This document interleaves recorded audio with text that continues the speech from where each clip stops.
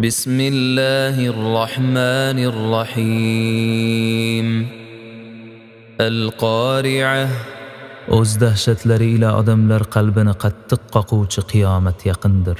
ما القارعة O'sha qattiq qoquvchi nima? وما أدراك ما القارعة Uning nimaligini qayerdan bilasiz? يوم يكون الناس كالفراش المبثوث U kuni odamlar ko'pligi va to'zib tarqalishi jihatidan xuddi atrofga to'zg'igan parvonalarga, o'zini o'tga uradigan kapalaklarga o'xshab qoladi. وتكون الجبال كالعهن المنفوش Tog'lar titilgan har xil rangli yunglar kabi havoda uchib yuradi.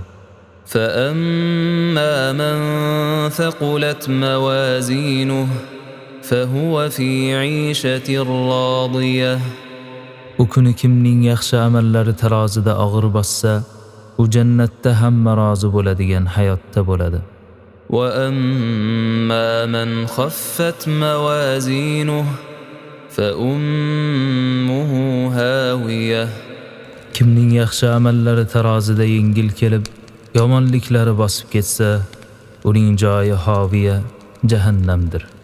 وما أدراك ما هي Ey payg'ambar, hoviya nimaligini bilasizmi? نار حامية U qattiq qizigan o'tdir.